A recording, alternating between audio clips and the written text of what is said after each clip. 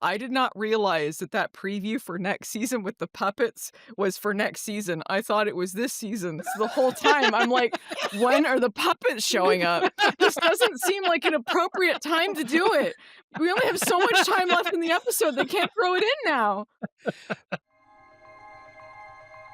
Treksploration. Hello and welcome back to Treksploration. I'm Albie. And I'm Chris. I'm John. I'm Allison.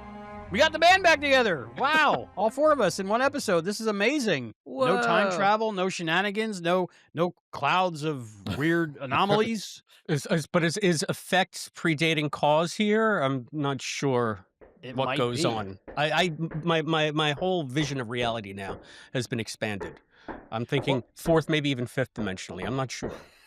Well, somebody open that damn door. Hello. Today we are talking about Stranger World Season 3, Episode 10, New Life and New Civilizations.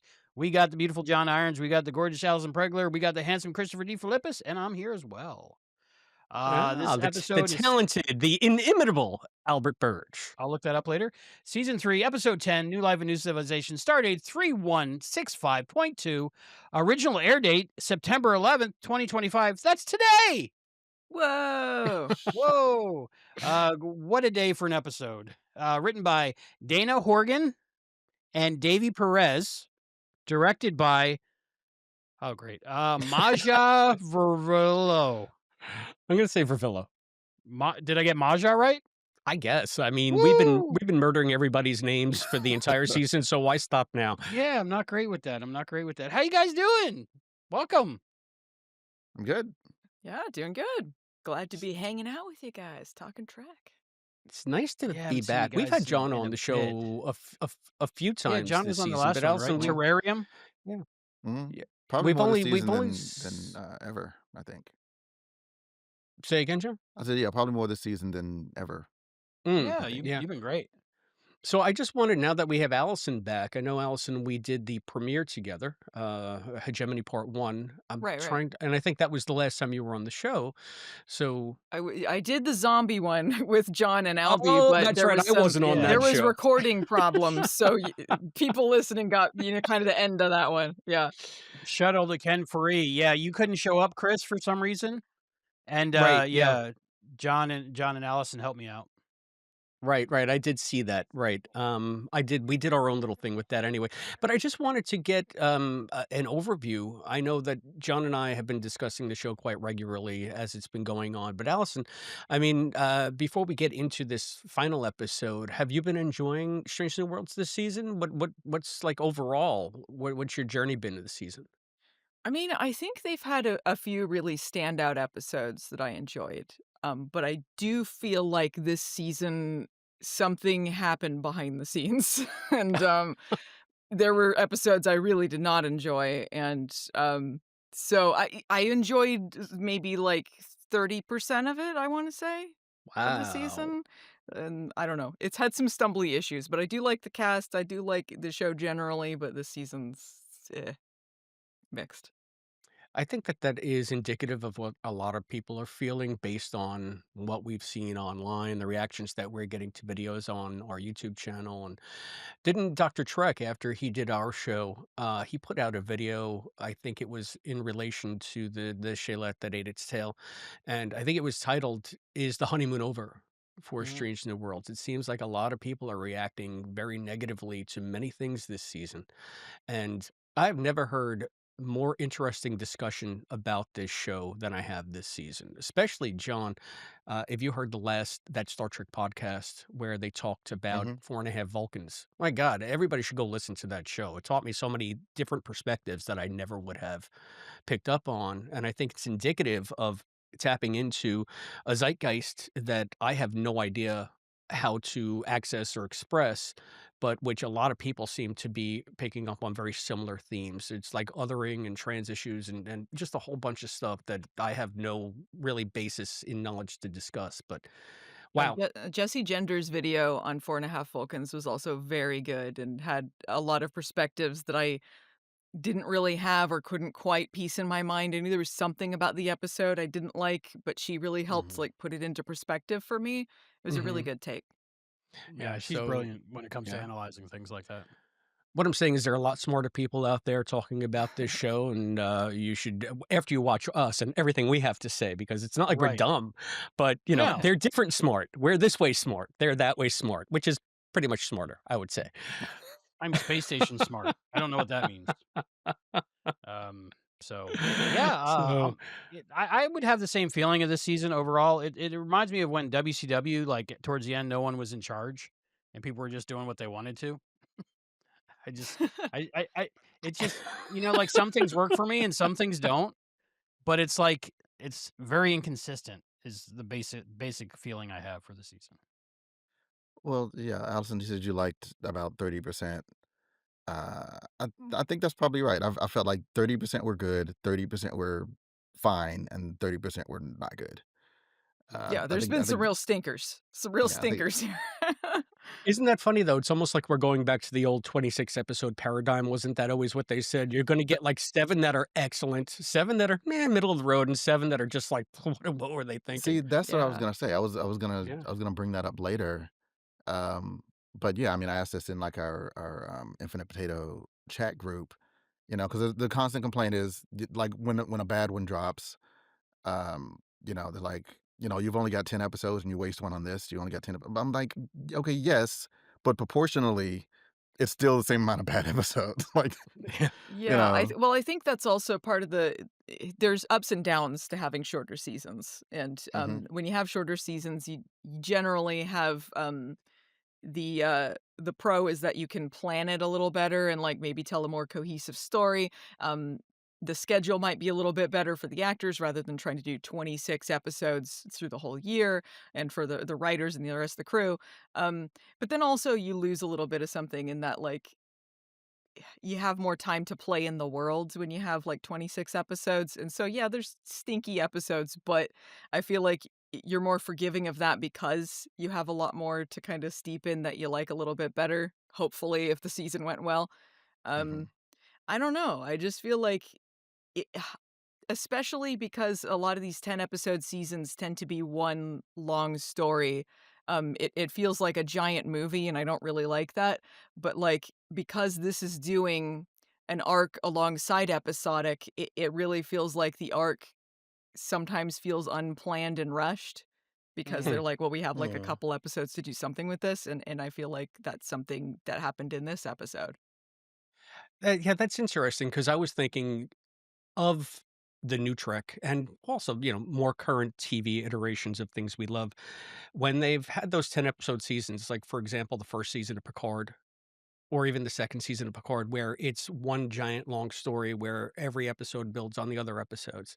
You have some real stinkers, and they really stand out because the story went absolutely nowhere. That was the biggest problem. Well, one of the biggest problems with the Quantum Leap revival was that you had the mystery box of 10 episodes that all had to connect somehow, but there wasn't enough stories. So you wind up just having bad episodes where all they're doing is spinning their wheels. I Yeah. think that Picard suffered from that as well in a lot of the episodes, but I think that Strange New Worlds, we can maybe forgive that a bit more because it's so much more episodic. The episodes aren't reliant on one another, and it's almost like getting back to like a 90s television formula where you do have a mythology, an arc that is peppered in throughout the season, but you still have the standalone stuff that you can rely on to enjoy if you're not crazy about that arc. Yeah, I would rather So, that they did that, to be honest. I just think the arc in this one was not planned that well and not sprinkled in that well.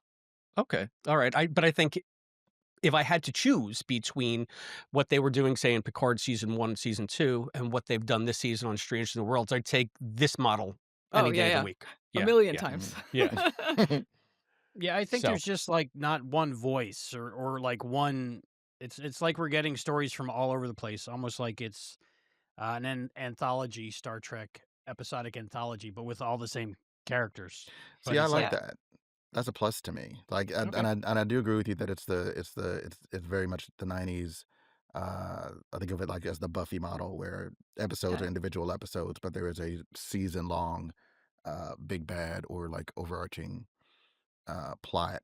And I wondered with this season, last season we got the musical episode, which was, a big swing. And in my opinion, I think it worked well. I thought, it was a hit, no pun intended.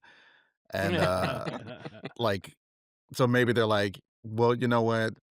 Clearly, there's no telling how many seasons we're gonna get. At that point, they're like, let's just do every whacked out idea. Nothing, no ideas too crazy. Hit me, hit me, hit me.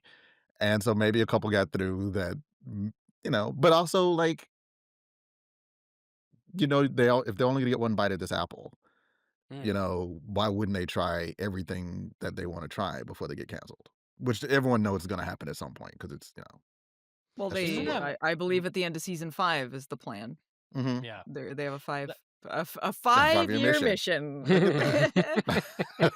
that's almost modern TV making now, though. We're only gonna get a couple seasons, that mindset that we're just gonna do whatever we wanna do until we get Yeah. canceled. So, yeah, I agree with that, John.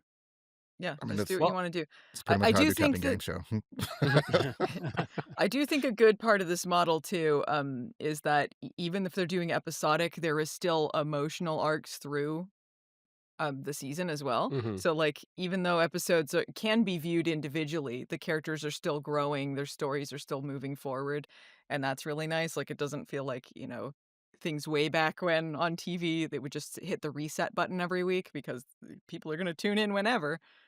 Hmm. So, Yeah, yeah. yeah. It is nice to see some of that character development. There's, I think, a lot of good character development in this one that presages things to come.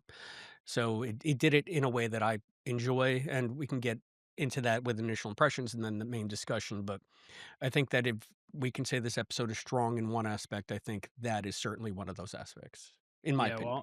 well, we got a lot to talk about in this episode. I think it was crowded, but in a good way. But we'll talk about that and so much more after the episode recap. Ooh, wow, I get my own. It's been a long road getting from there to here, but Marie is finally cleared to return to active duty as the director of Starfleet JAG, coming to CBS this fall, a Belisarius production. Commence the going away party in Captain Boyfriend's quarters as the Enterprise is ferrying Marie back to Earth. The crew will take advantage of the travel time to run shipwide diagnostics. Meanwhile, Roger Corby is on the planet Skygowan in the city of Kalikachunu or something like that, which is something Marie said while fighting the Nurse Gamble thing. Turns out that this is a society that worships the evil entities from Vadia 9, and Corby is following up in his quest to unlock the secrets of immortality. He enters one of the city's giant floaty temples only to discover that evil Gamble is already there.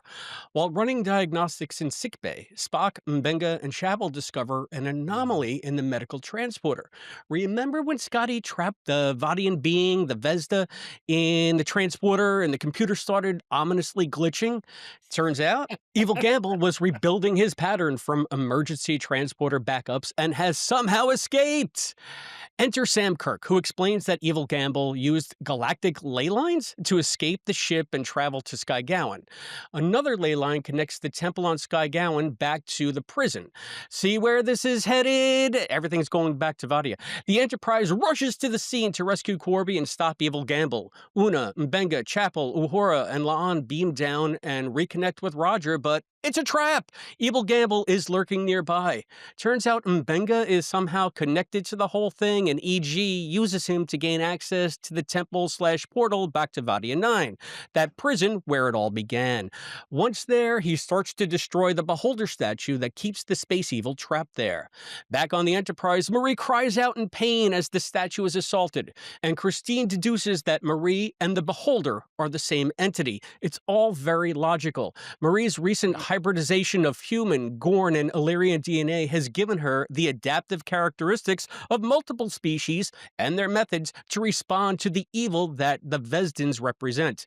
This mishmash of genetic know-how will allow her to fight the Vesdans. She has always been the Beholder. It is her density. Pike beams down with her. They gain access to the temple/gateway using the combined phasers of the Enterprise and the Farragut in a fun side quest that requires Spock and Kirk to mind meld, but it's not about that, you squeeing nerds. Once back in the Vadian jail, Marie and EG square off. Just as stuff is about to go down, fast forward. It is years after the Vesdan showdown, and we get glimpses of Chris and Marie's happy marriage through the years. Turns out Pike doesn't get all melty in the training accident. He and Marie have a daughter, and everything is perfect. Until we see Pike sitting at Marie's deathbed. It has been a wonderful life, but who is that knocking at the door? Chris answers, and Evil Gamble is there. They never left Vadia 9. It was all a head trip instigated by Marie to give her the power of love and the strength she needed to fulfill her density. She barely even flicks a finger, and Evil Gamble and the rest of the Vesdins are locked away for good. She then transforms into the Beholder statue. Cut back to the Enterprise, post-Marie.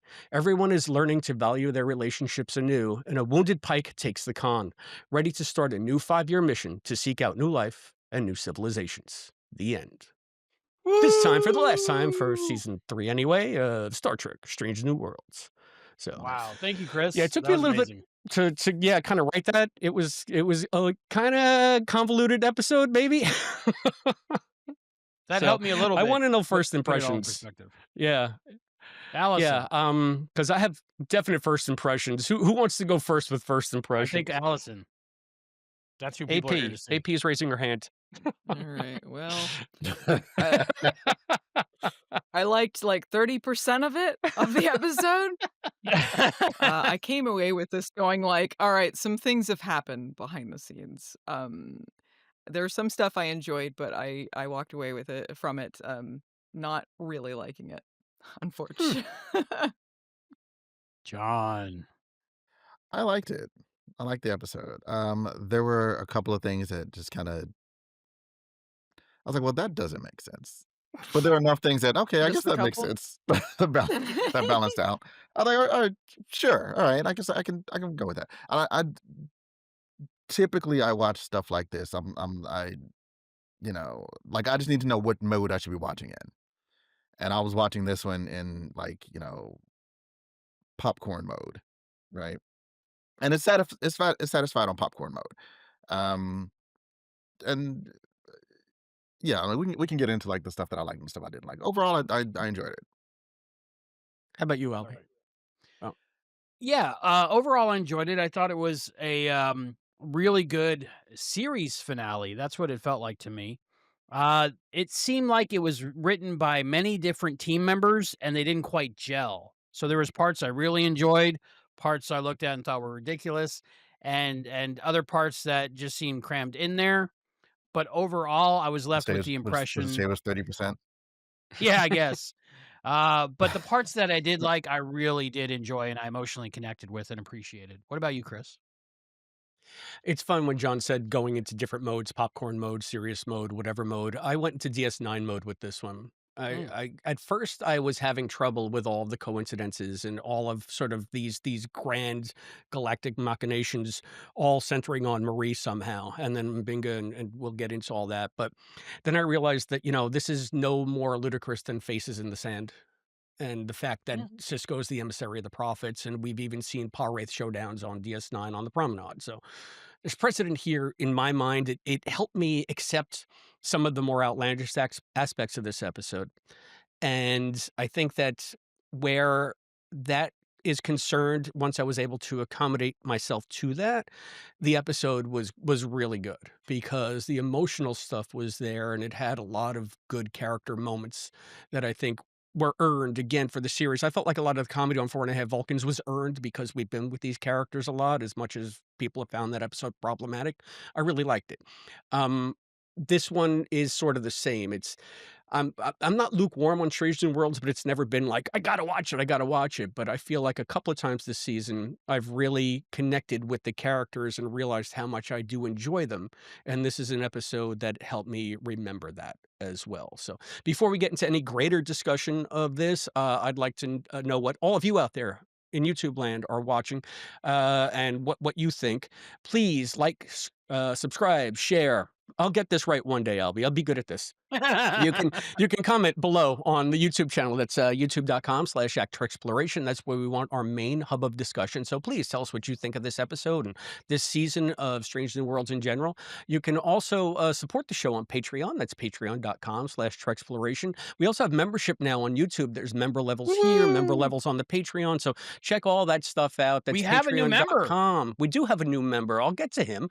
Patreon.com/Treksploroation. Become those members out there. there. We love the members only. At Treksploration.bluesky.social. Insta, that's at Treksploration Pod.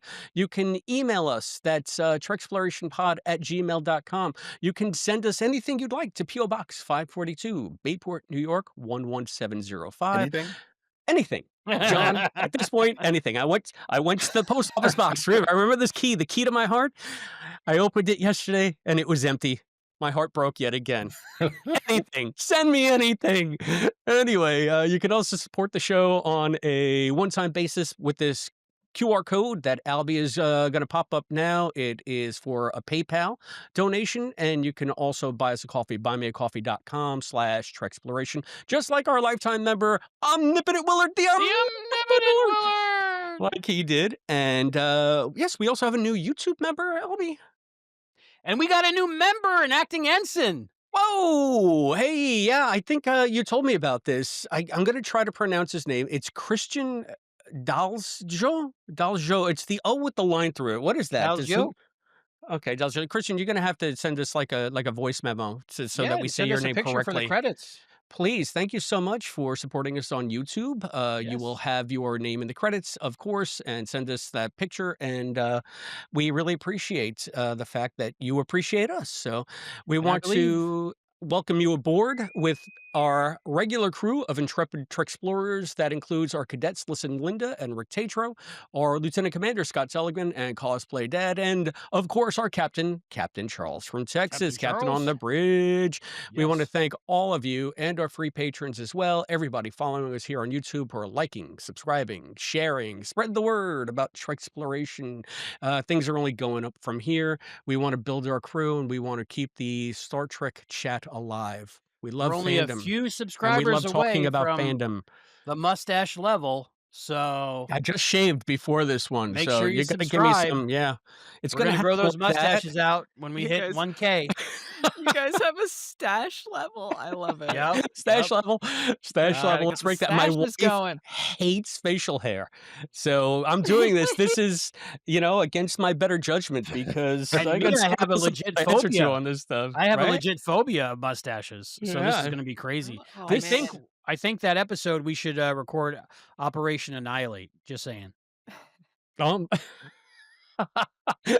As in annihilate any attractiveness that my wife has towards me. Yes. What kind Well, of you don't have to stashes worry are you about guys that. thinking of? Like the classic, the full horseshoe, the Well, handlebar? you might have to run a poll. Yeah, that's. I think a Porn poll is stash, in order. the Hogan Or maybe stash.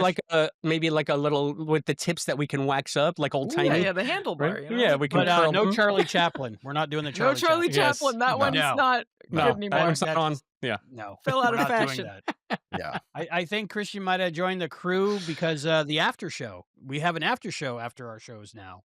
So that's a great thing to watch. We had a 20-minute after show for our last episode, and the beautiful John Irons joined us. Thank you. So I if haven't you want seen to it. become a member, Is Yeah. it good? watch the after show. It's funny after we discussed the episode for 2 hours, we found another 20 minutes to delve Yeah. into. Yeah, Well, so there's what do you- always what do you that- do in the after show? Is that like, for like the adults? Like this is the Mhm. after show. This is I'll be after dark. Treksploration, late see how night. You see how after hours. I have two layers on, Allison. I take off one of my layers. But Whoa. you have to wait. Whoa. You have to wait. That's a tease for the audience. Let's just say the comp badge comes off and I'm off duty. And who says it's the outer layer? Is all I'm saying. Whoa. Oh my god. And this is why the YouTube is better than the podcast. Yeah, so, You need the You visuals. gotta watch that after show. So join our crew. There are many levels and many affordable levels. So if you want to watch the after show, enjoy Yes. stuff like bloopers and what happens during the break. Those are all available to our members. So thank you guys. So I guess we got to get into this. Was this way too overcomplicated? This Yes. episode? I didn't Yes. think Can so. you got okay, so here's the exact moment I can tell you this episode lost me, all right? So, and I think a lot of people were kind of at this point. So when Battel is in sick bay and they're explaining the statue thing, and then she's like, Mhm. what if all the stuff that was evil was them, and then I was the stuff that was good because of the Gorn and because of this, and then the magic pixie dust, and so the whole time she's explaining this, and I'm sitting there like, oh what? I turned to my husband, I'm like, "Can you tell me what's going on?" Like, and then I rewinded, I'm like, "Is she explain?" "No, I'm still not getting it." And then I watched the episode a second time, and I'm like, "This time I'm really gonna pay attention. Nothing's gonna get in my way of understanding this." And I get to that scene, and I'm like, "I still don't know what she's talking about. What is she talking about?" Ain't nothing gonna break your stride. I tell you what, having to summarize it for the recap helped me because I, like you, Allison, I was going through and I sort of got what she was saying in the beginning. It was just like, it just strained my credulity. Mhm. And I said, let me see how they're trying to sell this to me because I'm smelling what they're cooking, as The Rock would say. Or But Pelia. like, or did she say that? I think she did. Or I'm picking But up what you're laying down, so she said Spocko.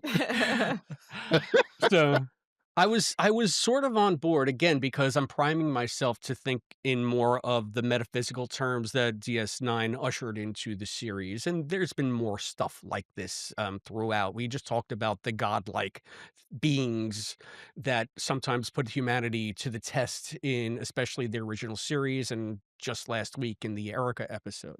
So I'm on board with that. It's okay. It's always been part of Star Trek, these omnipotent beings. The fact that they're using these Vesdins to represent like the origin of the very idea of evil that seems to permeate in a permanent way. I can't even get it out. I'm sorry. I'm choking on the incredulity. Um, no, but the idea of good and evil that seems to permeate every civilization since the beginning of time, it had to come from somewhere. So the Vesdins are it, and I guess And it they're just the happened to be in evil. the Milky Way galaxy, Did right? Right, did right. the That's idea odd. of good and evil have to originate somewhere? Did did it? Because show it did. Yes. I guess I just don't understand how point A got to point B. It's not Well, the the the fact galactic that ley this is lines. They were I galactic ley don't lines. Well, okay, but like Ley lines. I I just didn't understand their explanation at all, and I still don't. I'm No. I am I think fine with that. My perspective is the explanation is good enough. Like in fact, even if there was no explanation, because like she kind of indicates, I'm not sure, but it feels like this. So that's just her theory. She doesn't know. Yeah, Like but it worked out, but she doesn't know. And even and that's what I mean when I'm watching it on popcorn mode.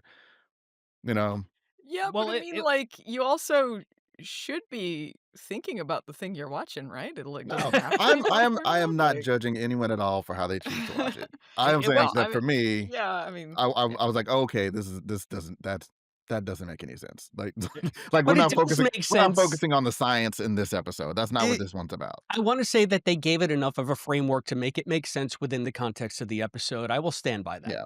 And they did kinda lay the ground even if the explanation doesn't make sense, the my takeaway from that scene, and again, I don't disagree with you. My takeaway from that scene was, oh, she makes the connection or they make the connection that, that cause can come after effect, and okay, I'm the statue. I've always been the statue. The statue is me. Blah blah blah blah blah blah blah. That's why all these things line up. And at that point, like, and that's what I mean when I shift to popcorn. I was like, oh, this is Doctor Strange seeing all the different universes. Well, why do we do it this way? Well, it had to be that way.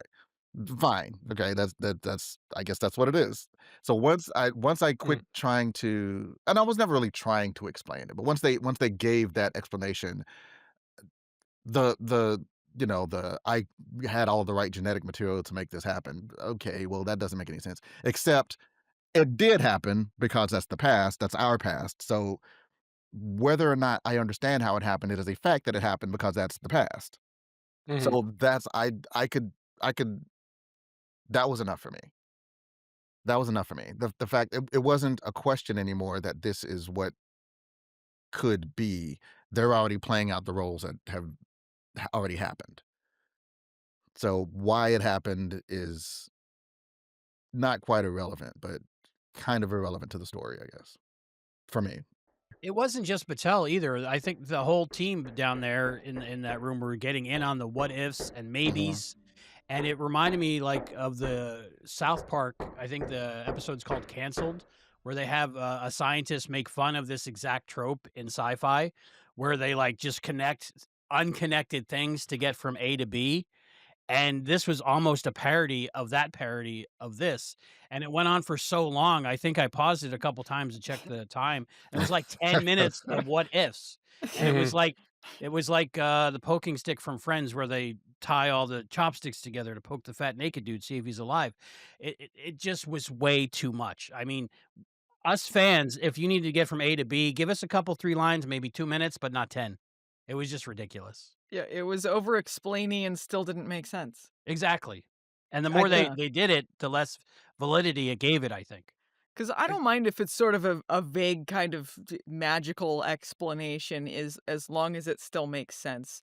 Because I don't think everything needs to be, let's take, a million years to analyze why everything is scientifically sound and let's get all the lore in and let's do all that or whatever. But it's even in a kind of a wishy-washy way. I still could not really connect the dots with these things. But I had other issues anyway. It's just that part. I was like, you've lost me. See, I'm coming at it from, I guess, maybe of a different angle. There are a couple of things here that I'm thinking about. Number one, it's the writers in the room, and they want Mhm. to show you what they're thinking. They want to lay out their logic because to them this is important. They've been building towards this, so I get that. Was it a little over-explaining? Yes, but it helped me greatly when I was redoing the recap because I was able to sort of follow along in a more handholdy way, which I kind of needed to just get it all straight in my head. And then, I mean, this reminded me of, I think it's something I read in Hitchhiker's Guide to the Galaxy where Arthur asks about, doesn't time travel change the past and the present and the future? And they say, no, any time travel that occurred has already occurred. So it all just fits together like a giant jigsaw puzzle. And it was also like, I felt like I discussed this with Matt once, the timey-wimey stuff on Doctor Who, especially when Matt Smith came on. What is he, the number Mhm. 11? When number 11 came on, it seemed like all of his seasons turned out to be giant interconnected puzzle boxes that were only revealed in the last episode. So I felt like they were going for that type of time travel here, even though it's not They had a really time Doctor Who travel. reference. Yeah, Yeah, did they you had get the the Doctor Doctor Who Who. Oh. Well, reference? yeah, we'll get the Oh, Doctor Who reference in, but maybe that was an oblique nod to that form of cause effect relationship stuff to make it fit in or make it maybe a little bit more palatable. Was it convoluted? Oh my god. But to me, wonderfully convoluted because as like the writer in me tries to think of, all right, well, what about this? What about that? It seems like at every turn they're coming at you with something else. Oh, but then there's this. I I found that once I dug into that, I quite enjoyed it. Okay, the ley lines, in your description, your And episode that recap. brought everything to a screaming halt. Yeah, well, I was We like, all because understand our piece. you see Chris Myers on the planet, and you're like, "Wait, last I saw, he was in the computer. How did he get there?" So you kind of explained it to me. Did they explain that in the episode, and I just missed it Well, the ley twice? Mhm. lines. They Yeah, it was the did. ley So lines. It was the he ley went lines. from the He transporter into the computer, into ley lines, into to that planet. Okay. He I yes. became the electric gremlin, and then he went to the Yeah. ley lines. that's where I kinda got it. I was like, "Come on, wait, we've never heard See, of ley lines in Star Trek before, have we?" Well, that's why they I give was just Sam what doing is Kirk a it. that ley book. line? What is a ley line? How does that explain Oh, it? you I don't don't watch know what a ley Y-Files, line do is. you? Yeah, ley lines are Basically, supposed to they be take all like this Or the stuff, at least, librarians. right, for Earth, at least, they take all these ancient monuments, and they draw lines between them on a map, and then they're magical because they connect. It makes no sense to me. it's Was supposed to be am I right with that? where energy is somehow concentrated along certain lines, and people believe in this. Again, we'd have to do a whole deep dive, Corman TV deep dive podcast. We'd have to do a whole deep dive into that mythology, but just passing knowledge, the ley line stuff that you hear about on Earth, I guess they're making that a thing in the Galactically. galaxy in the Star Gotcha. Trek universe now, and Sam is just like, "No, they're real." To Okay, me, I does was like, say anybody Stargate without convincing saying you? Stargate. Wasn't it Scotty that said it? Scotty I think said it the was ley Spock. lines? Spock gives him a look, and he maybe says ley lines, and yeah. I know. I thought Scotty was like, "Oh, they're a thing," or so. I don't know. I guess it doesn't matter who said it. I didn't know what a Sam ley said it line was a was. It thing, didn't help with the explanation, but isn't Sam a and I conspiracy still Yeah. don't really theorist, right? understand what a ley line is from this either. I guess. You're It saying that we connects, can't explain ley lines adequately for you, Alice? It, it connects Easter that's Island part of with the Great Pyramids with Stonehenge. Honestly, I It knew coming into this podcast that I would not have anything useful to say. Most of it would be me going like, "Can you explain this to me?" Like, I'm I think very Pelia confused. I think Pelia called them, galactic bus routes or Yeah, something. highways. yeah. Yeah, that's basically it. So, Allison, this is where I started to headcanon this stuff, and I think that you probably represent a significant portion of the audience when you say, "What?" So, I Yeah, feel like, like I don't like when shows are like, "You're big dumb babies, we have to handhold you," but I do kinda wanna know what's going on sometimes. Somewhere in between, yeah. Yeah, somewhere the in Big Dumb between. Baby podcast. I've watched Welcome, this welcome. episode twice. Good for you, that's something. No, so I look at it this way. I mean, the transwarp conduits that the Borg use they have to come from somewhere. Um, I would think that if you have a network of galactic ley lines that are like loci for power or whatever, transportation, bus routes, that you can even, like you said, become the ghost in the machine and go woo as a transporter pattern all through the ley line to another planet and rematerialize somewhere. How somehow I don't know. Well, Um, they have, transporters to so get up a couple flights of maybe stairs. and then maybe the Borg, that's true. That's why they had transporters there. There, you just retconned it out. And, maybe that's how the Borg, they went to find the Omega particle. Maybe these ley lines are like, remnants of Omega particle, whatever. I didn't watch Voyager. I don't know. I'm trying to put it in terms that you might like, Alice. You'll get there. Omega particle? You think that's something I know what you're talking about? You I'll watched like? Voyager. Omega particle? I thought you You were a think Voyager I'm fan. like, I'm a Voyager fan? Excuse me? I thought you were. No. Oh, never mind. Yeah, I know I that's an insult, and I apologize. Well, okay, Voyager I is what Voyager is, but I don't know what Omega particle is. Listen, this happens when we do, like, the trivia. Like, I'm like, "I don't know what's going on," and you're like, I'm a Star Trek fan, I know this," and I'm like, Memory Alpha, help me out, I don't know." No, maybe I'm just too dumb. Maybe I don't think in sci-fi jargon terms, like what do they call it when it's just nonsense that they just say in Star Trek? Technobabble. Technobabble. Technobabble. Yeah. Okay, maybe Yeah. I don't understand technobabble. Like there's something like there's just a vibe to it that you're like, go with it even though it doesn't make a lot of sense. I don't know. Yeah. I did like that they, and I feel like they kinda over explained this part, like, they wouldn't need that much explanation, but I did like it. Like, how, he kinda recreated himself, like, because they're kinda speculating, like, what happened. I was like, "Oh, well, he transported out using the medical transporter." Well, he couldn't use the medical transporter, that's DNA coded. "Oh, well, it has to be someone from the medical staff who used the transporter for the medical staff." "Oh, he recreated, Gamble's body, he was on the medical staff, and he used the ley lines," Oh, and, like, that's what all that was about. yes, I he didn't he comprehend it. he unlocked because he was Gamble, because that's why he needed to recreate his body specifically because he had the DNA that could access that transporter without everyone knowing that he accessed the transporter, and they had to wait till at the ley line place to go to the next ley line. It is complicated, Right. And and it's because not. he was Gamble, that's why he had the connection with Mabanga, which is why his story was Yes, on that big monument, which is why DVD. Mhm. yes, Yeah. yes, I like that they had Pike say that it's so advanced technology that it seems like magic to us because just doesn't make sense. So that really helps me accept that I don't understand it. I, yeah, I was actually thinking about, Chris, you brought up the Pa Wraith stuff and the DS9 stuff. I was very much reminded of that, but because they had so many seasons to build that up and 26 episodes per season, however many, I felt like I understood the Pa Wraith stuff more. It felt like there was like an arc to it, and that was a natural ending to that. And they'd been setting it up since the pilot with Cisco, and I just feel like with this, it just I don't know. It felt like it just kind of came up in this episode, even though I know they had other episodes about it, Mhm. but it felt like a little bit rushed, and they had to cram in a lot of things into this one episode. So I don't know. I agree on that score. I think that the thing that also primed me is the fact that in the episode where they discover these creatures, I only learned this after the fact by listening to other shows. I didn't catch it on my watching it, but they called them Pa something or something Oh, they Pa. did? Yeah, yeah. Oh, So so is it Pa was supposed to be always related? some Pa thing was always implied. So that's another reason why I could, again, think back to everything I've seen, especially in DS9, to help me accept the more fantastical aspects of this storyline. I liked the episode introducing them. I liked the Mm. episode with Gamble and, like, they're in that weird time thing and all, like, the creepy eye stuff, and I thought it was really sinister, and I was intrigued as to what was going on with these characters, Mm. and with these villains.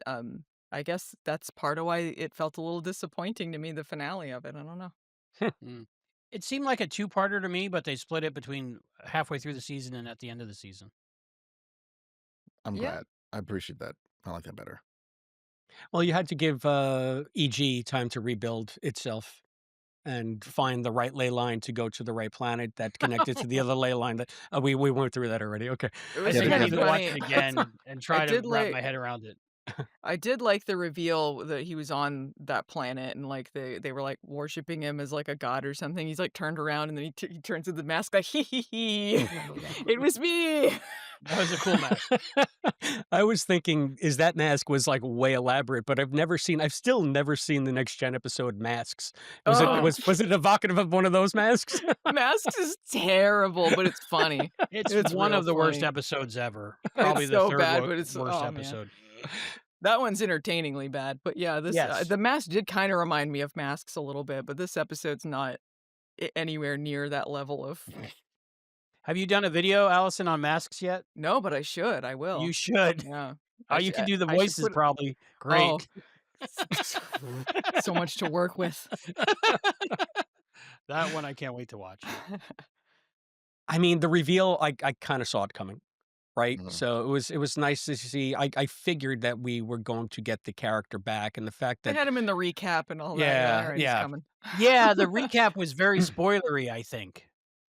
Well, I Yeah, it think was pretty long, but But Yeah, and also, it's kinda like the recap from the 4.5 Vulcans where we're drawing together such disparate plot threads that we really should probably give you a primer, even though we're going to over-explain everything for 25 minutes in the I episode to come. I think a lot of the time it's necessary, like, it's just sort of a necessary spoiler type thing. Because sometimes you do need to kind of remind people what's been going on, especially when things actually, like, are airing week to week instead of Mhm. one big binge. Mhm. True.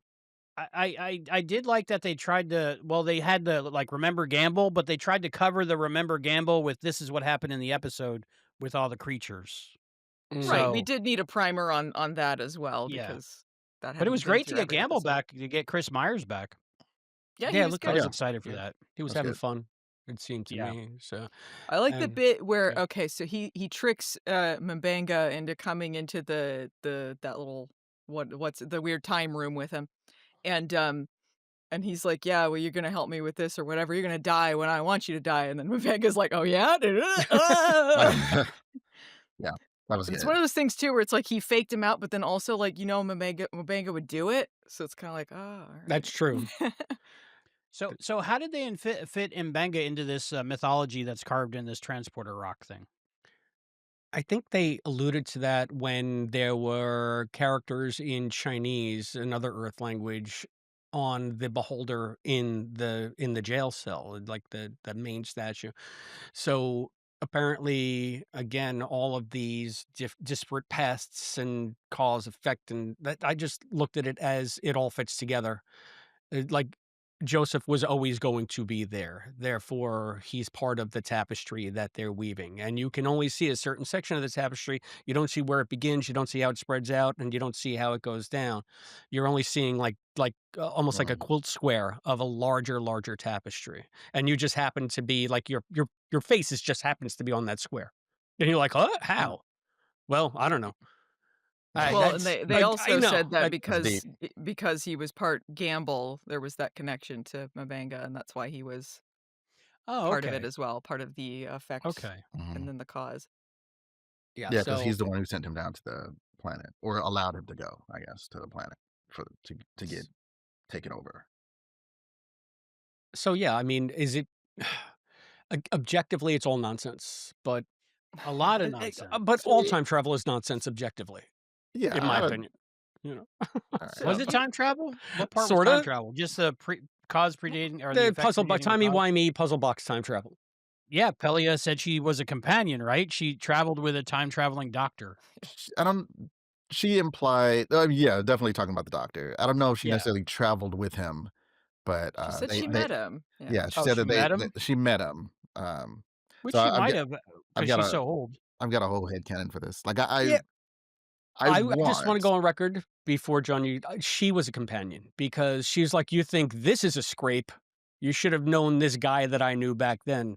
So it implies to me that she was right there with Captain Jack and Rose and I See, felt very and heavily that okay, but she there was and a but Sarah companion. Jane and whoever. I don't know. there are lots of Name your episodes. Donna Noble. Okay, Donna Noble. okay, I'm done. She's left the library. Yeah, Can you imagine there Pelia and Donna Noble in the same room? God, I Gosh. would Donna watch Noble that. would strangle Pelia. I think Pelia wouldn't Yeah. last 5 minutes. there are a lot of episodes where it's like the monster of the week, and like there's a group of people that are there for that episode who aren't necessarily companions. Ah, They're just there for that episode. So I'm imagining, uh, like next season of Doctor Who, whoever that doctor is, whoever that who mhm. is, uh, they go to so like back when Pelia was like running her antique store or whatever on Earth. So the doctor recognizes her as Ah. like what she actually is, and she's like an old friend. And he's with his companion. The doctor's introducing Pelia to his companion, and he's like, this is, and she interrupts him. My name is whatever. She makes up some name. Oh, is that what you're calling yourself now? Yes, what I'm calling myself. Cool. Uh, are you not human? No, I'm and the doctor's about to say, well, she's a whatever she is, and it's like, we're not supposed to talk about that. There's lots of people who wouldn't like that I'm hanging out with you, so we'll just keep that to ourselves. And so then they don't use her name. They don't say what race she is. They just say that she's some alien and she's very old. And then you can have your Doctor Who adventure, and she can use the same crazy accent or not, and it all The works. vampire accent. Like And then yeah, Dracula. there were scenes where the first time I watched this, the scenes with her and Scotty was difficult. Like I think there was one where like they were talking back. I mean, I can't understand either of you. I can't. And the screeners don't have captions. Normally, I watch with the captions on. Yeah. Screeners don't have captions. I was like, I got it on the second time because I knew what they were saying. Basically, I Mhm. didn't have trouble the second time, but the first time I was legit not understanding like, what they were I saying. just thought it was funny that Scotty was the one making fun of her accent. Yeah. Yes, there were with Scotty especially, there were times I was having a little trouble, and I was like, Mhm. "Man, I'm just being the dumb American right here." Like, I Well, don't well, I've heard that from other people that I hadn't really had a 'cause it's a problem. very Like, strong accent. yeah, Mm. it's strong. Like, Yeah. like I know people hate Scotty's accent. Some people hate Scotty's accent. Some people hate Pelly's accent. I was able to watch both without trouble this season. But for some reason, this episode, having them talk to each other, like it short There was too circuited much something. accent for one It's scene. it's Yeah. too much accent, too many directions.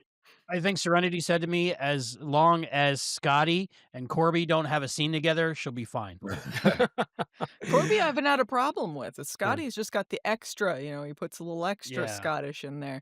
They had him in a kilt in this episode. They showed him in Yeah, the he was super, formal Oh, super kilt yeah. Scottish. outfit. I watch a lot of British stuff, and I still don't understand them. I think that's also part. I've mentioned this on the pod before, but when you watch Guy Ritchie's adaptation of Train Spotting, that book was written in the Scottish vernacular, and they are well nigh unintelligible. If you even when you're reading in the vernacular, you have to sort of get into the swing of what they're saying because Mhm. it's almost like an alien language. It's just crazy, and they're speaking English, but it's just so crazily accented that Scotty's brogue in this is way tame. So I'm able to follow along even if I don't get exactly what he's saying. I understand exactly what he's saying. Like Yeah. Maybe not that's what it every word, was. the idea comes through. It was the combo of Pelia plus Scotty plus Technobabble, where they're already making up words. Yeah. And the They're 10 talking about minutes of what omega if and particles, maybe. and you're like, I don't know. Omega parts right Ley there. lines. Ley Ley lines. lines in space, I guess. I don't know. So Sure, why not? I mean, But to when me, it was Sam like 3 different episodes smashed together. Because, like, I definitely have separate parts of the episode in my mind, and I like one of them a lot. Okay, so but I wanna there kinda save was that for last. there was a part, and maybe I'm jumping the gun on this. I feel like it's maybe the part you like, and so I'm sorry, but I really didn't. But so one thing that I did not really understand exactly until like Chris was reading the summary is like what the transition was in the at the before the fight at the very end, when they have the flashes to like Pike and Battel's future, like their life together. They have this whole like 10, 11 minutes of just Mhm. going through their life. They have a kid together and then they have a dog and they have all the and then like onto her deathbed and all this stuff. And I was like watching this and I was like, why is this happening? Was this in Battelle like, it was in Pike's head because when they came back, it's like he was confused what was going on. Mhm, So he mhm. but I'm like, "Did Battelle make that happen?" And then She when you said interlighted him. she Yeah. needed the love or whatever yeah, inner light. Don't like inner But light. but Don't like inner light. it It's really this, happened. I get what they were doing in this, but it's one of my least favorite tropes, the fake life that's not a life, and then you gotta watch this whole sappy 10 minutes, and then they're on their deathbed, and I'm like, I don't wanna watch this. It's It made boring me to me. cry. That's how I much I get was the into it. emotional bit of it, but it's not a trope I like, and I was It pulled at confused all why my it was happening. heartstrings. Yeah. But I it really happened. There was that line that she said, "I was able to control space and time." What? Yeah, Oh, she made it happen and then it didn't happen? It I think it happened in an alternate reality that she created. It was a side quest. Okay. It was a It pocket was a quest for side her yeah. Yes. so wait, to so Like, charge she up. knew okay, she had if to we're sacrifice herself and fight the fight there, but in the meantime, she could do that thing where the doctor could spend one more day with Yeah, someone, but, she you know, the because day she was lasted she everything did the that was low-key good branch or decades. timeline. whatever. Yeah, Yeah, so okay, they lived their so lives together, how they would have had them. okay, And so I But I then she went back and did what she had to do after if she if died, if while we're she was saying dying. that this really happened, that all of these years, an entire lifetime happened, They did, and I Pike think. experienced this, if you're saying it really happened, we get into my issue with the inner light. You'd be really screwed up after that. He Coming would! back he to your is. life. When he walked back on If the he bridge, I starts was like, playing a "I couldn't flute, do I'm it." done with this show. If he He starts had a playing a daughter. flute His daughter he doesn't had a exist daughter that anymore. didn't exist He anymore. would be a wreck for a decade, at I least. I And think also, that if this is just the inner light again, it's more rehashed stuff from other shows.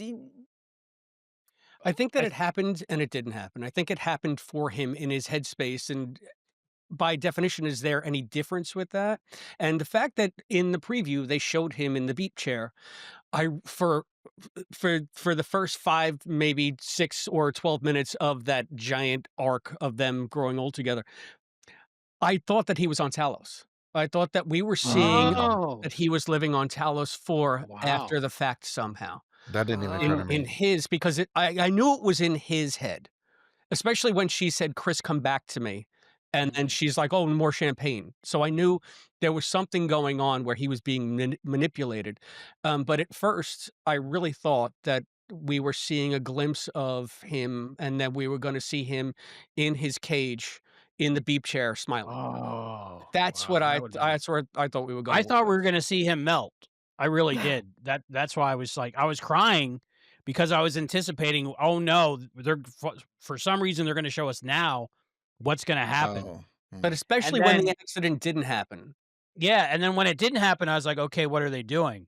And then I kinda realized, so I was happy for him that he got to experience the life that, you know, we all want him to have, he would have wanted to have, Marie would have wanted to have. So Mhm. I was really happy. So I was crying happy tears, but then the fact that it went back and it didn't really happen and he lost his family and he lost his dog and he lost his time and he won't be able to live out that life and it wasn't quite real, then I got sad for everything he's gonna miss Or at the same time. does he appreciate it because he did get to have something he never would have had otherwise? Yeah, well, I mean, it's a gift, it really is, you Right. know? the first time I watched it, I've I figured that this was okay. They froze this moment.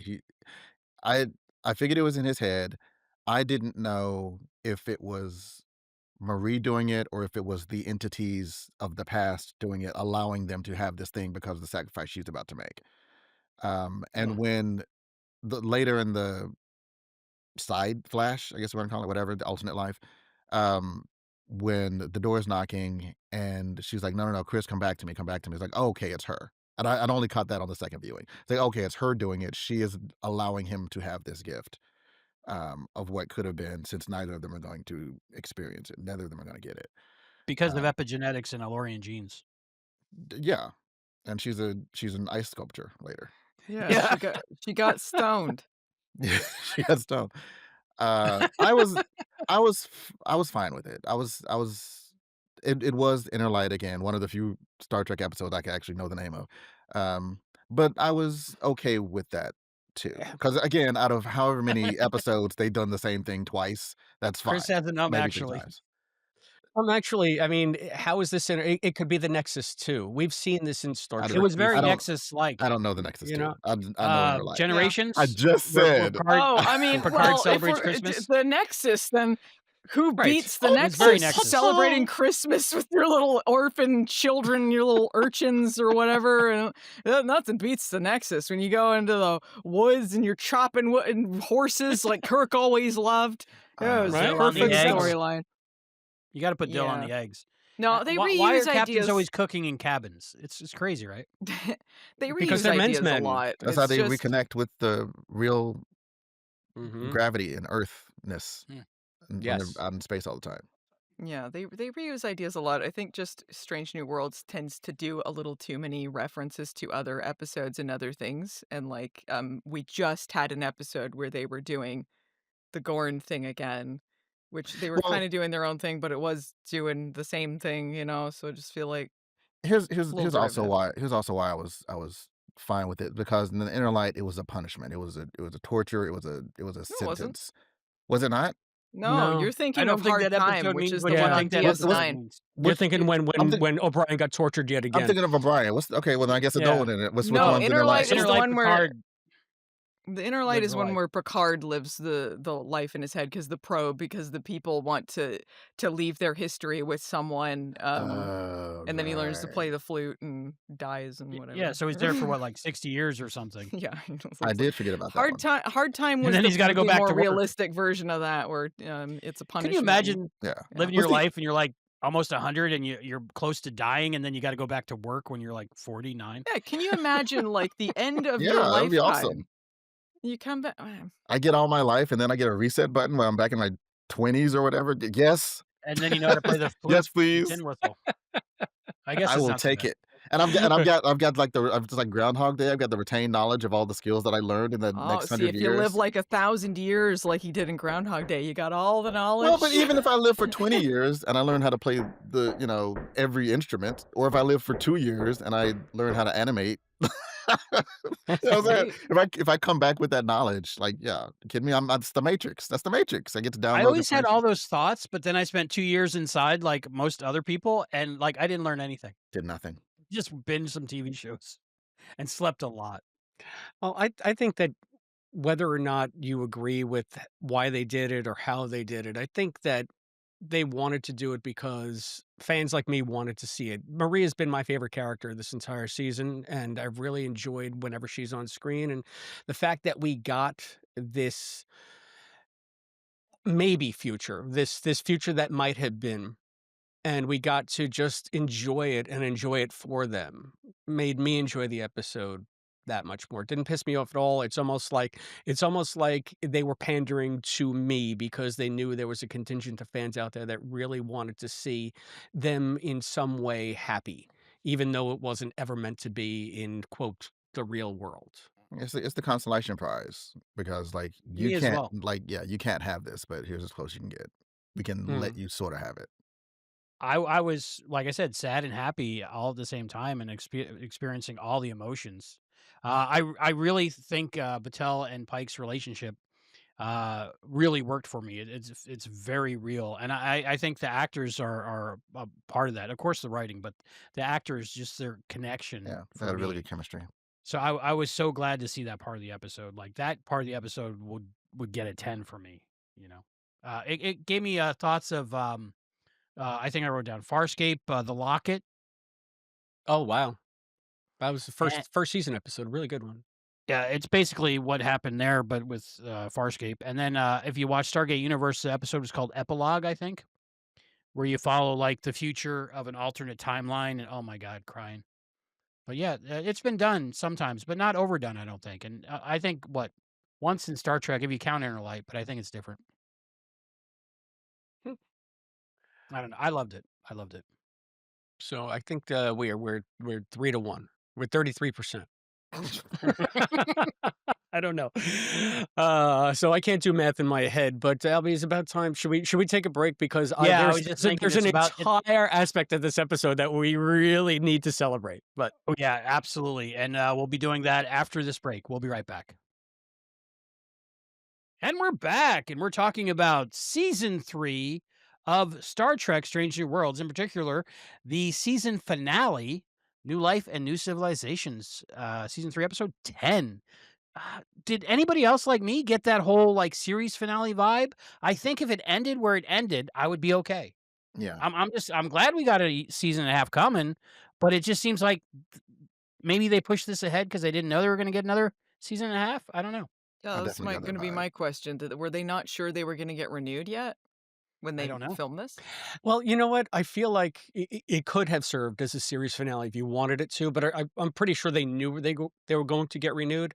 What I think that the that feeling, that finality, and that new beginning that you see at the end is supposed to maybe just put a bow on this entire Chris Marie storyline, so that when you have Pike in season 4, he is a different Pike, much like this Pike is a different Pike than we see in the cage.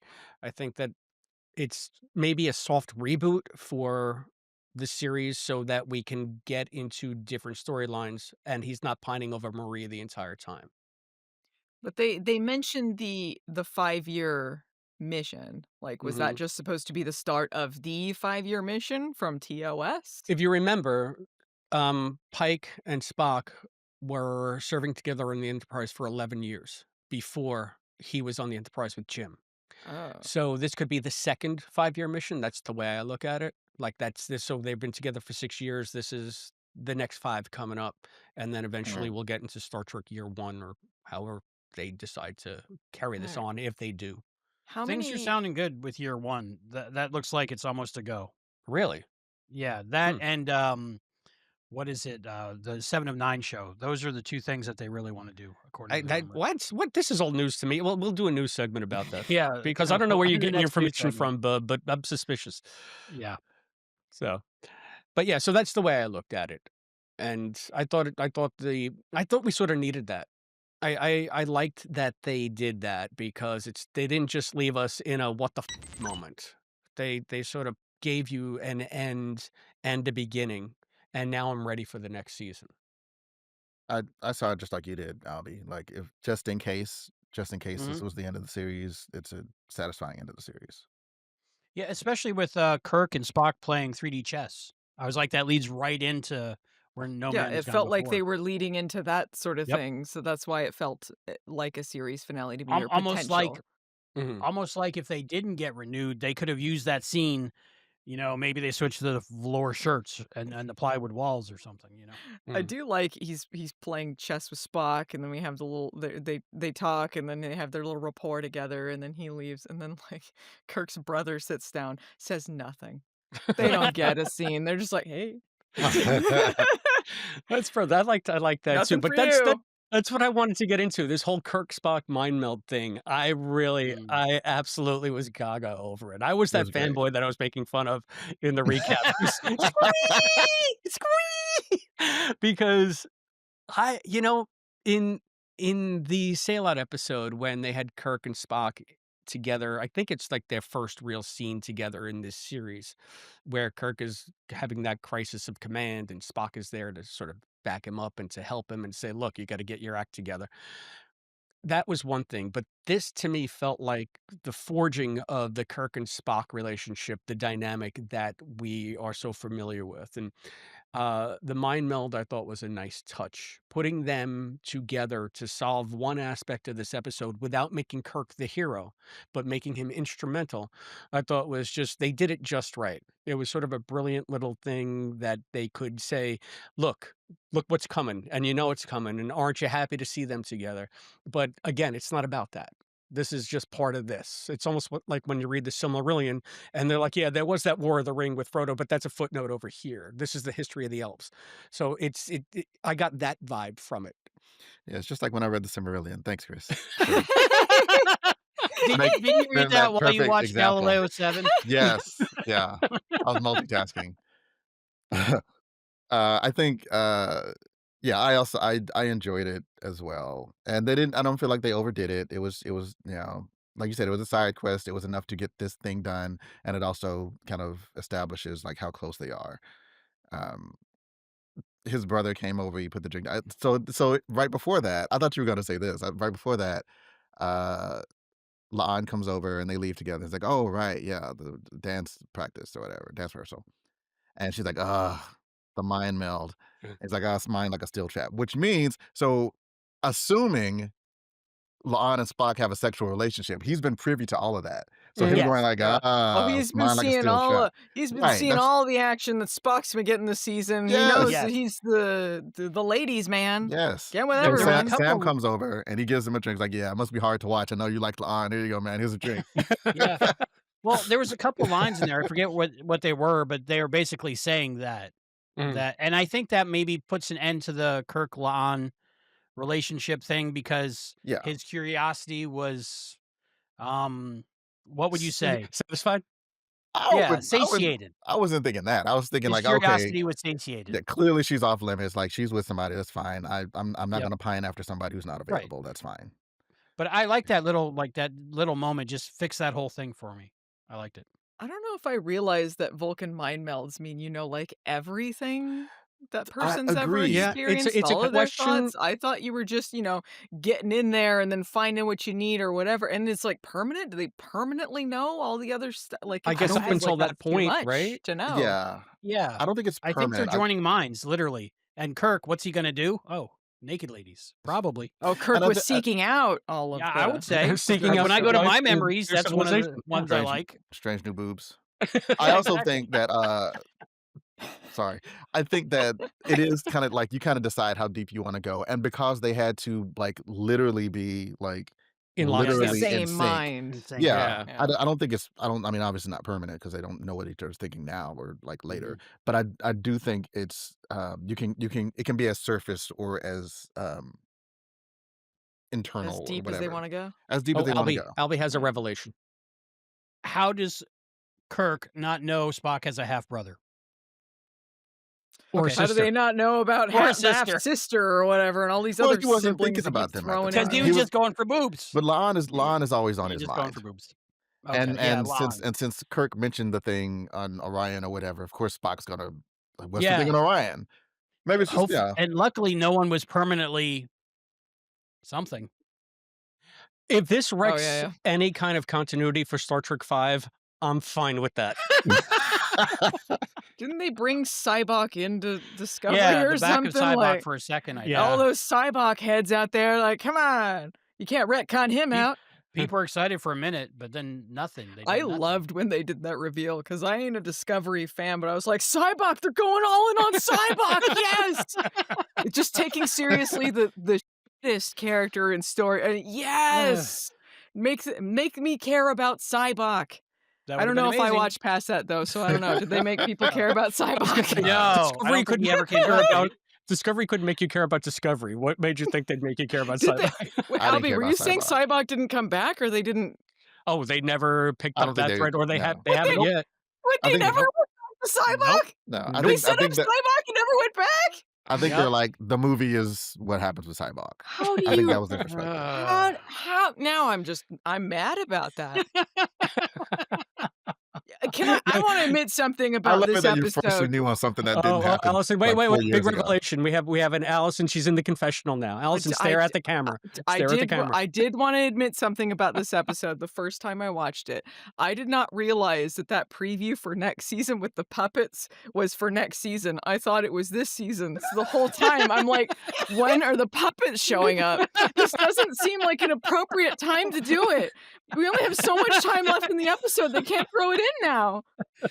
Patel's on her deathbed and she's dying, and a Yeah, puppet I pops thought- up and goes, I thought some stupid dimension is gonna happen. I'm like, what are they doing? Chris Myers But puppet. That was my That'd be fault. great. That's my bad. I looked it up. I was like, oh, I see. I only knew because Actually, they told me a couple of episodes ago. I 'Cause got a asked them. spoiler.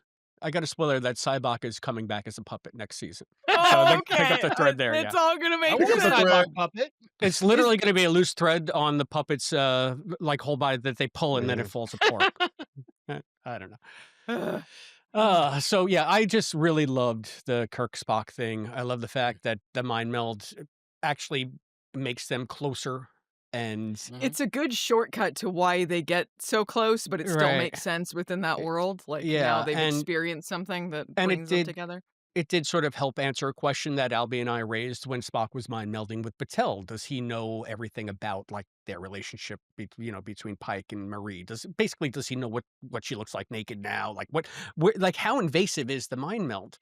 And I guess John says there are levels, like, but Kirk guess. obviously John knew. says, whoa. No, I'm just saying.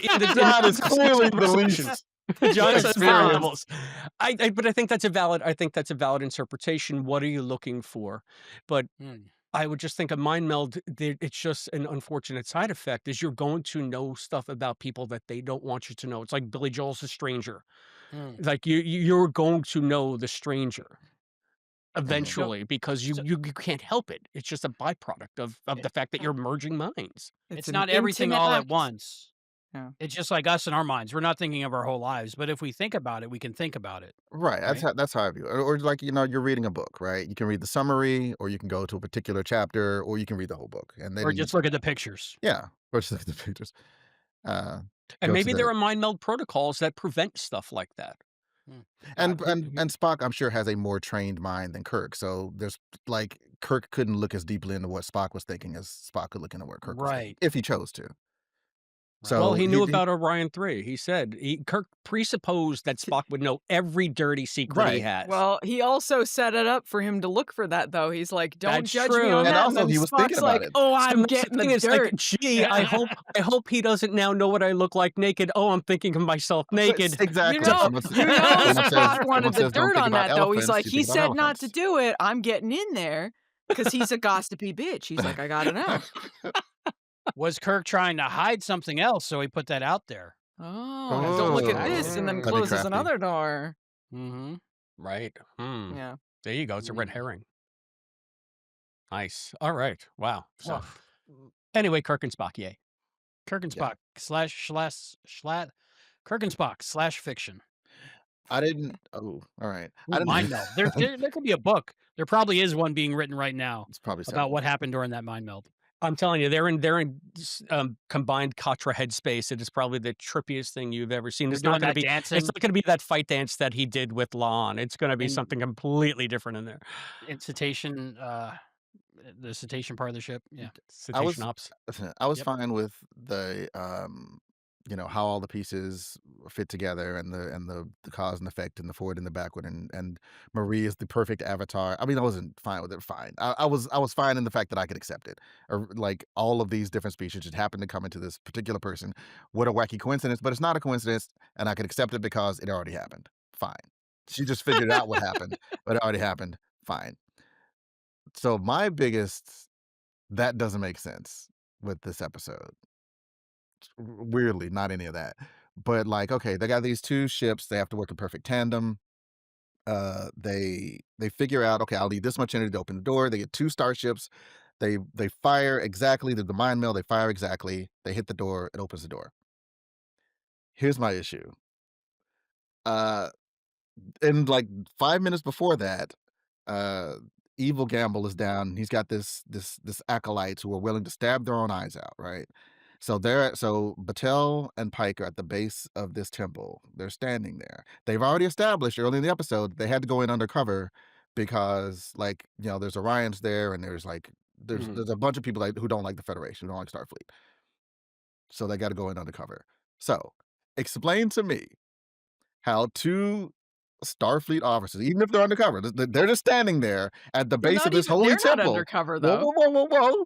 They're at the base of this temple. They're at the door to this temple we have just seen crazed out acolytes stab their own eyes out to protect. And two Starfleet ships fire lasers at the temple. And none of these races who have an issue with Starfleet or outsiders have anything to say about it. They're good with just random Starfleet officers, 2 starships firing on their planet. No, they didn't call anybody ahead. They didn't say, here's what we're going to do. They just did it. They just synchronized their attacks and shot at a church. Yeah, well, So that's what they did. and Battel and Pike are not undercover either. The others were undercover, but they aren't. They're the That's what I'm most saying. Starfleet branded people in the episode. That's what I'm Everything they saying. hold has a Starfleet insignia on it. I would have like Boxing glove. if Boxing Battel gloves with the insignia. You Battel don't need your insignia on everything. Battel His could have frozen apron. time. They could have beamed down right before and but even if you didn't know, even if they don't have any kind of planetary sensors. Okay, someone's firing a laser at our planet. There's other ships. They said they were like a popular trade. There's other ships in the area. Somebody should have picked this up. Somebody should have commented on it or questioned it, or they could have had a fight at the base of the temple with the acolytes. Do they just why even show me the acolytes? Yeah, We've they already had said that the they're being whole big worshipped as deal with them gods. stabbing their eyes out. You see them. It didn't feel like that came to anything. That should have been a big deal. That's what I'm There's saying. They could have cut huge that out. society of that. They Yeah, could've- yeah. So They that's my looped in biggest a problem. line. There was a little bit of ADR. They looped in a line where they do it where you don't see the person's mouth move because you're like a shot from behind or whatever. And I think it was Pike saying things have really calmed down on the planet or on the Sure. surface. And then the other person, who was it that was with Pike? Marie? Marie, Battel. Marie said something like, "Yeah, since Gamble left." Yeah, I get that. I mean, that's fine. I think It that just was the way seems- to. It's Chekhov's acolytes, right? Why are you setting them up if you're Even not going if to they use don't them? have to fight the acolytes, even if you Mhm. dismiss all the acolytes, there's still there's 2 starships firing on the planet surface without any kind of question or warning or comment or, hey, we need to do a thing. Is that cool? Like, no, Yeah, yeah. of course they wouldn't be Mhm. cool. Because it took what's his name months to earn enough trust to even go inside. Right. Was their Courtney. planet like a spacefaring society? No, they That were I not. missed. They're not warp capable, but they do Okay. trade with warp capable species, and Oh, the okay. species Yeah, that they 'cause trade they- with don't like Starfleet. Yeah, So presumably Courtney there's was other hanging ships out in with the them area. before, and then they did Yeah. the whole thing where they went into the time thing or whatever. Like Yeah, they it's like were a working with port, them. basically. It's like a port. Yeah. I take it as like a port city. Yeah. Mhm. I looked at it this way. The acolytes were not in the temple on the upper level. They were down in the streets because you need to have special dispensation from the clerics to get up there.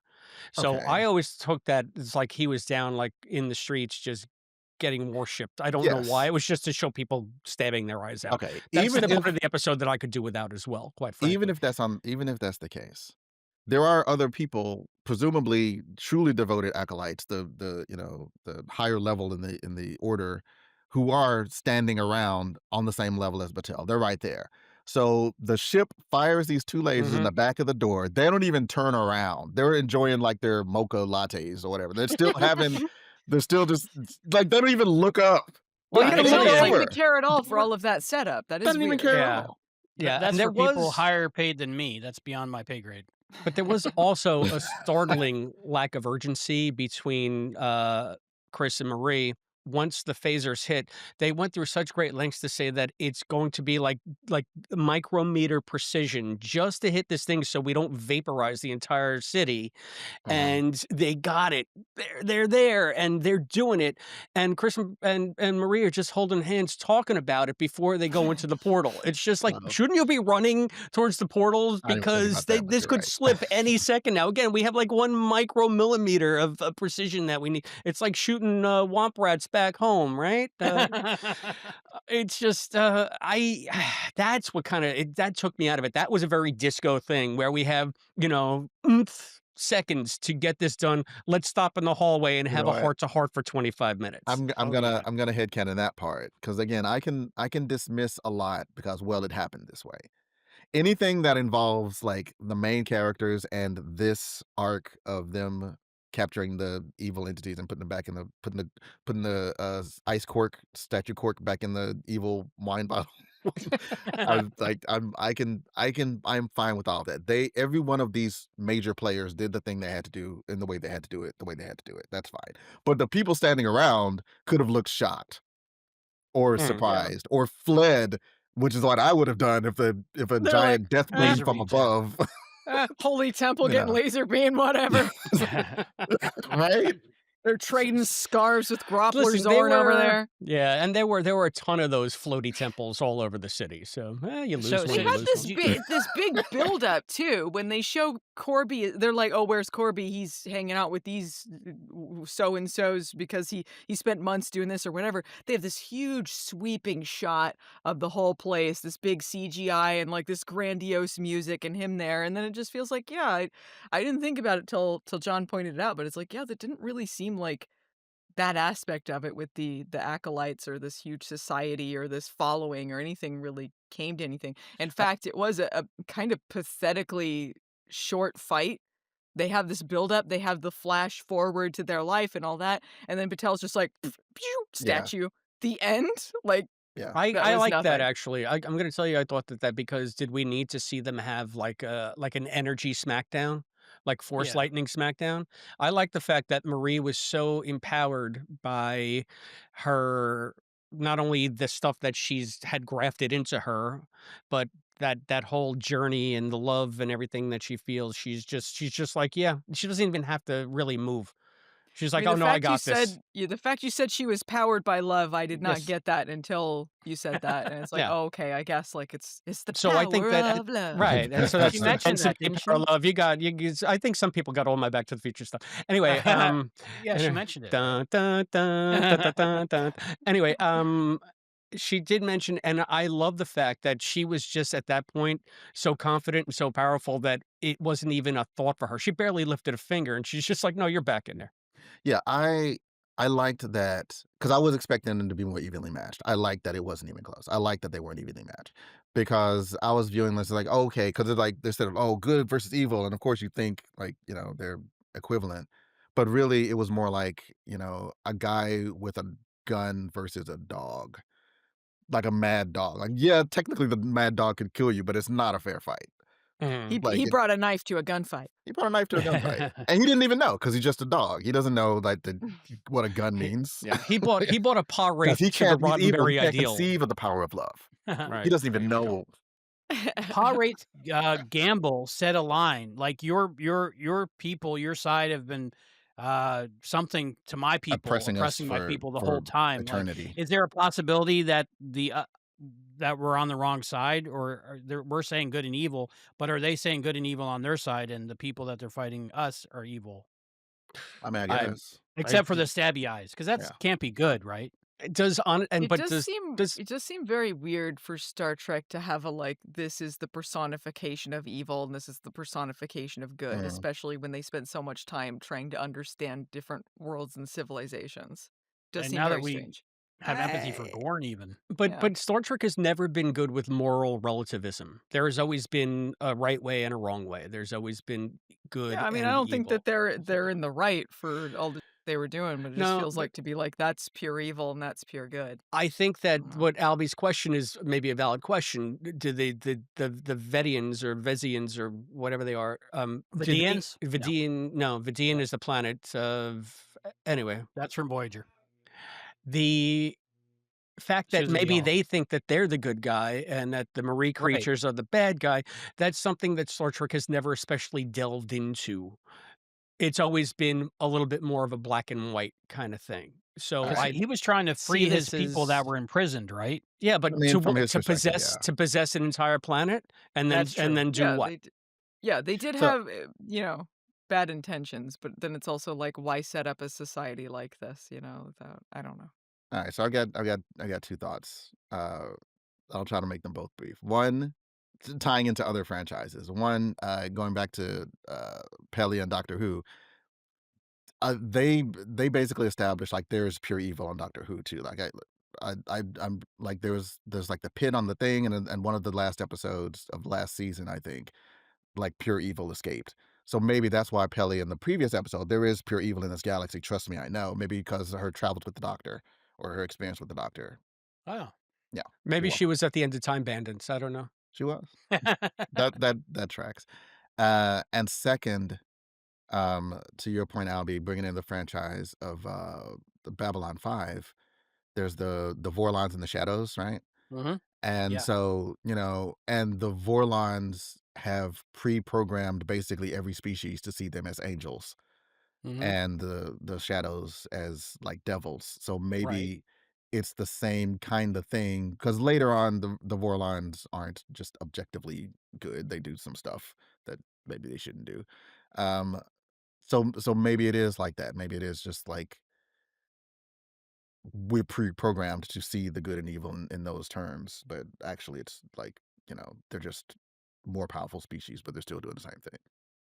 I don't think they're going that way in this show. No. I kind of I kind of don't want them to, but I think it's a valid interpretation. I think it could be like that. I know they had to give him a line to say something to defend his position because everybody's the hero of their story, right? But I just thought that's interesting question, and I tried to see it from the other way around. Yeah, I mean, they were being kept in there, but they also wanted to do bad things. I just think Star Trek, Yeah. like, there are characters that it's like, "Fuck 'em, whatever, just kill them. I don't care." But, like, just to paint an entire race or species or whatever you wanna call them that way, Mhm. that seems strange to me, to say that Gamble did they're a all, bad, like, bad pure evil, the thing. origin of evil, whatever, and she's all of the goodness and light from all of these different races to defeat it. I don't know. It's a little muddled to me. Yeah, I actually like. I'm gonna see it much more as a Vorlon shadow thing than a good and evil thing. So Yeah, yeah, thanks to that, that's Albie. good. All right then. I don't know that I have, much more. I mean, I got my Kirk and Spock fanboying out of the way, so are there any other aspects of the episode, Alvy, that you think we haven't hit upon, or I think we could save the rest for the after show, but maybe we go to do our things that we do. are things that we do? All There was no right. 47 that I saw. I think there were 47 acolytes with their backs turned while the The Enterprise and the Farragut were the firing on the temple. unobservant acolyte Yes, protection agency. I think they were. right. I think they're. I think they poked out 47 eyes. One guy Could couldn't be, get to the last one. He was. right. If your religion tells you to poke out your eyes, find a different religion. Isn't that a bumper sticker somewhere? I can't read it. If your religion told you to poke out your eyes, would you do it? Chris, who was your episode crush? Oh, my episode crush, of course, is Marie. I mean, like I said, she's been my favorite character this entire season. It's so nice to get her denouement, even though it was a little bit sad. I was happy to see that they brought her story to me to a satisfying conclusion. So, for sure, thank you, Melanie Scrofano, for your time on Star Trek. You are my episode crush. You are my season long crush. Aw, John. I'd forgotten to do an episode. You know what? I don't know if this is allowed. Uh, can my episode crush be the bromance mind meld between Kirk and Spock? Of Absolutely. course. Um, It could be anything. yeah, It could be the little puppy. it was yeah, I really like that. I like that scene overall because it was I like again it was short. You definitely saw like the Kirkness of Kirk and the Spockness of Spock when they're having the conversation in the bar. And yeah, I like the synchronized dance. That was good. Cool. As much as I complained about them shooting the planet, I really did like that scene. Was there no protection for that planet? Allison, episode crush. Gamble. He's Gamble. living his best life, man. He was. He really was. Don't you He mean went all evil out. gamble? He went all EG? Evil out. gamble. Your buddy Evil EG? gamble, yeah. Yeah. Mine, for a second was redheaded Chapel. The wig was working for me. Why does she have now to that be you say redheaded to be that. in disguise? Wait a minute. I think Completely forgot. Laan with her hair down. Yeah, that was Wow. nice. All right, that's pretty. Yeah, no, it's But Marie, that's but just hubba talking, hubba. like attraction, Yeah. crush, affection, feelings. Marie Battelle. Yeah, 100%. I was right there experiencing that with both of them. That's why I cried like a little baby. So yeah, Marie Battelle. All right. John, what was your favorite part? Favorite part. There were a lot of good parts in this. I really, like I said, I like the Kirk spot. Kirk. I like the perk spots where you get the discounts. Uncle Sock. Uncle Sock. The Uncle Sock.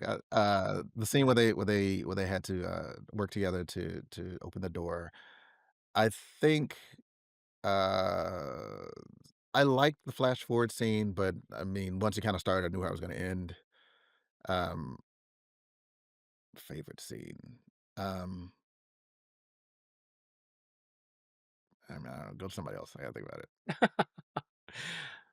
Well, you brought up mine, so I'm just gonna say, I mean, mine are equal parts the Pike Battel Nexus journey and the Kirk Spock mind meld. Co-equal favorites. Allison, while John thinks, do you have a favorite part? Yeah, I liked the mind meld. I thought it was good. For me, it was definitely the Nexus part, and I want to say it really happened because if she's controlling time and space, that means it must have happened somewhere. She wasn't just mind controlling them, and I think I connected with it a lot more because what about almost a year ago now, I had that near death experience kind of thing. At least from my perspective, it was, and just to be given a chance to see like an alternate version of what might have happened, and like to see his daughter grow up and fall in love, get engaged with one of his best friend's kids. That was just amazing, and yeah, that scene just hit me hard. I mean, I was feeling everything that they were trying to do with writing that, and for me, it was amazing. Probably a standout moment for the whole series for me. And yeah, wow. Okay, Right, John, yeah, Chris, like, yeah, John. me. Okay, well, since everyone else has already kind of mentioned the other ones that I was thinking of, I will take. Uh, I will say the not fight at the end. The scene where after they come back from the Nexus and the bad guy Gamble's like, "Aha, you're freed. You're screwed. I got him," and she's not even Mhm. concerned because the Nexus. Uh, like I said, once the Nexus started, I knew how it had to end. I knew where they were going with it. But this fight was surprising. This fight did not go the way I thought it was going to go. I thought they were going to actually fight, and the fact that everyone, well, not everyone, but Battelle and Pike knew what was coming and kind of accepted it, and so the fight wasn't about the fight. The fight was about this is what has to happen, and this is the gift that you got, you know, because of the sacrifice that you're both making. That's I'll make that my favorite scene. Mm, Cool. very good, very good. Do we have trivia, Chris? I do. I have 2 trivia cards set up, and it's All going to right, be one for John and one for yep, Allison. head to head, John and Allison. Let's see. If Let's see who knows perchance, less about Star Trek. if perchance they Me. both miss one, I will try to get it. All right, But so I got you for 3 it's a group questions effort. each. So 3 that's questions. 6 questions. Yeah. So All if the right. if the pattern holds, we'll get about a third of these, right? 30 Polydactyly. 30% of these answers, right? Yes. John, who are the Aenir? Don't know. Allison, you can steal. Are you asking me? No, I don't know. That was neat. Like Aenir. Aenir. usually I can try to figure out the answer. I have no clue. Aenar. IR. Oh, see, I didn't even get that right. I don't know. I have no clue. God, Can there you was an Aenir. can you give me a series? Is there a Yeah, particular Strange New series? Worlds. Oh, Strange New shit. I don't Worlds. know, man. Like Oh. that's the last one I I can thought give you you were the gonna other say. series too. Enterprise. It was in both of them. Yep. Well, Spock had an ear. Well, 2 ears. All right, you guys are losers. They are the Andorian subspecies of blind ice dwellers. Oh, see, I would know what they look So- like. I wouldn't remember so- what they're Hemmer? called. I did not know That's that. Hemmer. was an Yeah, Aenir. Hemmer. You could have said the Hemmer species. So I get Yeah. one point for Chris.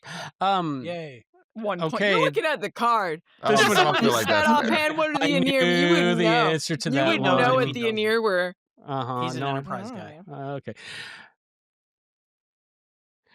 The Barzan discovery of what space phenomenon sparks intense negotiations in the Next Generation episode, The Price. This is Is an this for Allison. Allison? It's for AP. I don't know any of these. I'm not gonna know. I didn't know this one. Okay, write the Okay, answer down. John. Okay, all right. So would you describe this phenomenon? All right, well, okay, by phenomenon, I'm assuming it's not a material. Phenomenon. So I'm gonna say a wormhole. You are right, but what kind of wormhole? Phenomenon. Yay. What kind of wormhole? Yeah. Rocky Road. There you go. That's it. No, I'm It gonna says say, right I'm here, gonna Rocky say Road. it's a stable wormhole. Stable wormhole. So that's a Yep. point to John Irons. All right. There was a sequel to that episode in Deep Space Nine, wasn't there? I don't Or know. was it Voyager? If it's Voyager, you know I don't know. Probably It has the Voyager Ferengis because they that got lost. Yeah, because they end up because they Yeah, I find the wanna way say back and then it Voyager. closes up after them. I think Yeah, yeah, that's one yeah, of the that was few good. Voyager episodes I saw and remember. Yeah. All right, this one is for John, since Allison didn't know the stable wormhole. In the Next Generation episode where no one has gone before, why does Captain Picard make Wesley Crusher an acting ensign? Because the regular crew is not available for service thanks to the wacky yet dangerous and heartfelt shenanigans of that particular episode. Wrong, Allison. If it's an early episode, it's just because he wandered on and like, let's put Wesley over at the com. Surely that's fine. All right, Albie, you have a chance to steal this one. Because the Traveler told Picard that he was capable of many things, and he understands that the difference between space and time and the universe isn't as different as everyone else thinks. Right, because he's a prodigy. So there Yes. you go. Not to be Yay. to be confused with Star Trek Prodigy. All right, I think it is now That's Allison again. Allison. Allison's turn. Okay. 'Cause that was mine. Oh, it's Allison. You're going to get this one. It's easy. In the Star says Trek this, I Enterprise never do. episode, The Jinxed it. Expanse, how much of Earth's western hemisphere is destroyed by the Xindi probe? Why would I know that? You That's always say easy. I'll know stuff. Are you kidding? I was being facetious. You think I'm gonna You know know what, they fucking say percentage with that their the stupid probe- Iraq War allegory? I don't think so. The probe destroyed from one geographic location to another geographic location. And you know I that know one one of of the them. one of the crew members, his home state was partially destroyed, even lost his sister. Yeah, I remember that. I'm not gonna Uh-huh. know the answer to So what you're Trip talking is, about. is from Well, Trip is think from of Trip's accent. Well, okay. So, hey, what is with all these extra hints? I don't remember getting this kind of assistance. Well, You it ain't have gonna your help beauty. anyway. Be happy. You both should have known in here. I'm just gonna say, I don't care. Tell me. No, don't tell you. I'm gonna. Okay, John. Yeah. Maybe John will Okay, get it. so I want to say half, but based on the vibe I'm getting, because cause can predate or can come after effect, I'm going to say 33%. It's not a percentage. It's on just two geographic locations. And you I even think see if it you do- represented on screen. I think if you do the math, Right. 33%. you'll It find was it's a path. It was a path Florida? from Florida to Venezuela. To Venezuela. That Yeah. part I didn't know. I knew it was Florida Oh, it's because like I a- was like, like a oh straight wow, I line? can see my Yeah, house it was from like here. kind of like they just sliced it with a Yeah. with a laser. All Laser. right. Freaking laser. So this is John's. The beautiful John Irons. Jeffrey Hunter played Captain Pike in the original series episode The Okay. Cage. Just so you know, this is Jeffrey Hunter. He played Yeah. Pike in The Cage. Okay. Well, I didn't know his name, but I know who played. I know what he looks like from the cage. Give the more common name of the title character he played in 1961's King of Kings. The more common name. Name for He was the something, I presume. no, As well, the opposed to King like of a- Kings is Jesus. Triple H. Jesus. There you go. Jesus, you got one. Ding, ding, ding. John Are you kidding? Irons. Are you No, serious? it's Jesus. Jesus. Wow. Okay. Jesus. Jesus I thought the Christ. King of Who'd Kings have thought was it? Triple H. That's what I know. I don't So know. John is winning 1-0. Two. I got two. You got John's two? got two. I got Forget Okay. the two. wormhole thing. Don't Oh, the forget the wormhole thing. wormhole. John is thinking 2-0. Yeah, the one thing I actually knew this whole episode. Well, Allison. actually, no, I didn't know it. It was an How's educated it guess. still going? Didn't we do We three? got one more. We got 6. All right.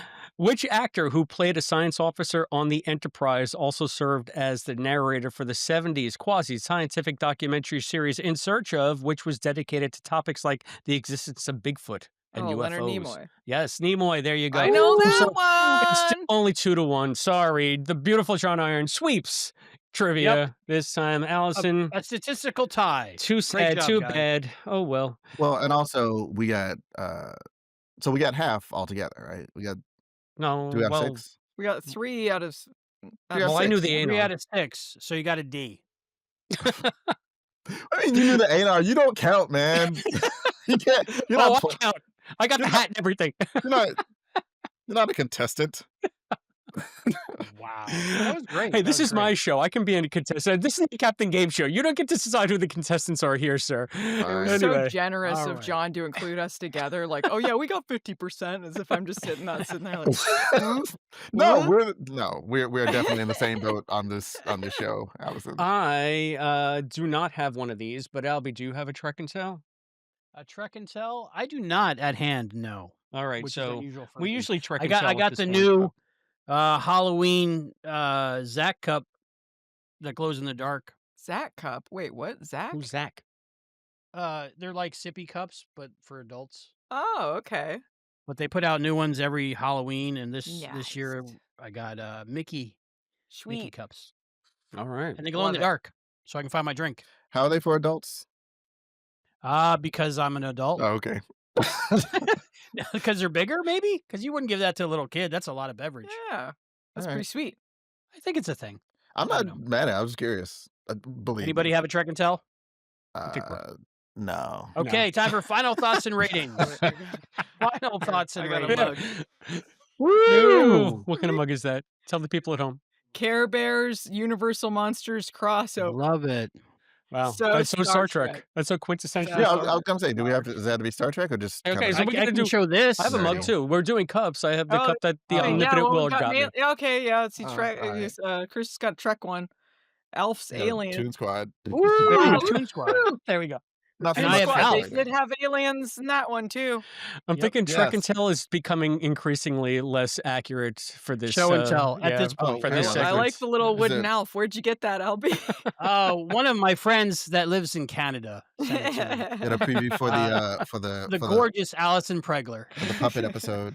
Gotta. There we go. I Whoa. think she got it, and I mentioned that my dad used to make such things, and she thought since that was a thing that I should have it, and I agreed. Aw. That's So really thank cool. you so much, Allison. That's, Yeah, that's very the cool. power of love in action. It is the power of love. John Irons, final thoughts on New Life and New Civilizations. Is this with the rating or is that different? Yes, Final thoughts rating and and ratings. final thoughts. I liked it. I really like. I liked the episode. I thought it was a good season finale. I thought it was a good, if it had to be, series finale, and it kind of retroactively made the less good episodes this season more okay. I think because I feel like you kind of mess up during the routine as long as you stick the landing. That's kind of how I feel this episode did. So I'm gonna give it 4.5 monogrammed aprons out of 5. Ooh, nice, Captain Pike. Captain Allison. Pike. Well, I'm not going to be in the Monogram majority. / non-monogrammed aprons out of 5. Well, I'm not going to be in the majority on this one. That's okay. I stand by my thoughts. I didn't really have a good time, but there were parts that I enjoyed of it, and so there are other parts I didn't enjoy just because it's not my thing. It's not necessarily the episode's quality. It's just not tropes that I particularly enjoy. So, for me, I'm going to give it a 1.5 puppets out of 5. Still waiting for them to show up. Those elusive puppets. I think, like I said, probably that third of the episode that I really loved was probably the strongest of the series that I've seen. That appealed to me because for me, Star Trek is about the characters and the characters' relationships with each other, not the pew pews or the monster of the week. So I really enjoyed that part, and we're at a part in the series where I know the characters so well. I feel like I do that it really emotionally affected me, and it's something that I always look back on. That I like it, and but I can't give it a perfect score because there's so much weirdness, especially with the theorizing and the long guessing and what ifs really bothered me. You mentioned the monogrammed apron, John. Mhm. That reminds me the part at the end where he looks at his apron. I thought it would be a thing where it would have Chef Pike on it. I thought Or so Captain too. Pike or whatever, or Captain Chef. I'm glad that it didn't, but I thought it was going to do it too. Yeah, I thought they were going to do that for a second. Then I would have been like, Did it really happen? Oh, Exactly. So, but I'm going to give it a 4.7. Cute little puppies. There was a cute little puppy jumping around with the apron on it. Oh, Chris. Much like John and Albie, I felt that this one gave the emotional payoff that I think we needed to wrap up this season. And I quite liked the convoluted nature of Marie's journey. I think that was part of the point, and I can dig into that as a writer and as a time travel fan and as someone that just wants to say, what if, but what if this, but what if that? I think you can take it in endless ways. So I thought that that was actually a neat part of the episode in retrospect. And like you said, John, I think that because this one to me was so strong, it gives me a better feeling about this season of Strange New Worlds overall. So that might be a bit meta, but even based on just this episode itself and how it ties into Marie's storyline, I'm going to say great job. They did stick the landing, and I'm going to give it 5 sort of tearful, heartfelt Nexus journeys out of 5. We want to know Nice. what you out there think of this episode and this season of Strange New Worlds. You can do so right here on the YouTube channel. That's youtube.com/@Treksploration. Comment below. Tell us what you think. Like, share, subscribe. We couldn't do this without you. You can also support the show on Patreon. That's patreon.com/Treksplloration. You can be a YouTube member here. You can find us on Blue Sky at Treksplloration.bluesky.social. Blue You skies can smile get us on you, the gram nothing but at blue skies. Treksplloration Pod. What I see. You can email us, trekspllorationpod@gmail.com. Send those photos. You can send me monogrammed aprons to P.O. Box 542, Bayport, New Well, York, you know that's on Etsy right now, right? 11705. P.O. Box 542, Bayport, Well, New York, in a couple days. 11705. You can support the show in a one-time manner through this QR code that Albie's going to pop up right here. That will get us to a PayPal link, and you can donate to the show that way. You can also buy us a coffee at buymeacoffee.com/Treksplloration. Anything that you do, whether money is involved or sharing is involved or just watching, Super like. super What are like super us, likes, super Allison? like And us. do you understand the confetti thing with the extra super XP button now? Yeah. The You're excitement talking about button or super something? chats on Well, that and there's a super like, and then there's this new thing. Didn't I send you guys the or John the screen cap of it? no Yeah, you idea. sent me a screen cap. What's it called? I don't remember Super what I was like. looking at. Give me a second. Let So me pull it everybody up. come to youtube.com/@Treksplloration and just hit a like, and then if you see a Yeah, super hit like, hit all the that, buttons hit all the except for like the stuff, down. and Don't hit the down, but subscribe everything else, just hit and it. share. And give Just him your credit oh, card information that's right. and So whatever you need to do. let's not Social get into security this number, right now. Just hit all the likes. All the likes all the is all that we likes, need, and we all appreciate the super all the chats, likes, all all the the super chats, thanks, all the stickers. all the We don't know what contributions. we're talking about. All You can right, so probably tell. Okay. it says hype this Albie's just video. saying now. It's the hype Hype. button. The Hype. hype button. Yes, hype this video. Okay, hype this video. Hype So this hype it. video. That's Do the it now. thing now. Do it now. Do it. What are you waiting for? Do it Do it now. now. Hype this video, All and right. I just want to say that if you do contact us, anything that you do send us, any comments might be used in an upcoming episode of Treksploration. Speaking of upcoming episodes, Albie, what are we doing next? Now this is the season's over. Con! Con. Con. Con. So Con. you might know, and if you Con. don't know, you should know that the audio drama Khan, Star Trek Khan, has finally dropped on your podcatcher of choice. You can do a search for it on the interwebs or on your phone and download, subscribe. We are going to be doing every episode of Star Trek Khan audio drama based on an idea by Nick Meyer. And we've already heard the first episode. We have So, already reviewed the exciting first stuff. episode. Yes, effects predating cause. You already Yes. watched that a couple days ago. That's right. So there you go. You have to think fifth dimensionally. You have to think Fifth Battelle dimensionally, Albie. So Yes. yeah, we are definitely jazzed about revisiting the world of Khan. This audio drama takes place between the end of, I guess, Generations, or the beginning Yes. of Generations, between the beginning of Generations and some 3 points. months after Yeah. Kirk's death. Right. And it I think we can say that chronicles now because it was 3 days ago. right, and it chronicles Khan's rise and fall on SETI Alpha 5. This is SETI Alpha 5? So yeah, so you'll find out what we have to say about that on the other video. Go click on that after we're done with this. But in the meantime, Allison Pregler, tell everybody out there listening where or watching where they can find you. You can find me on YouTube under Allison Pregler or Movie Nights the series.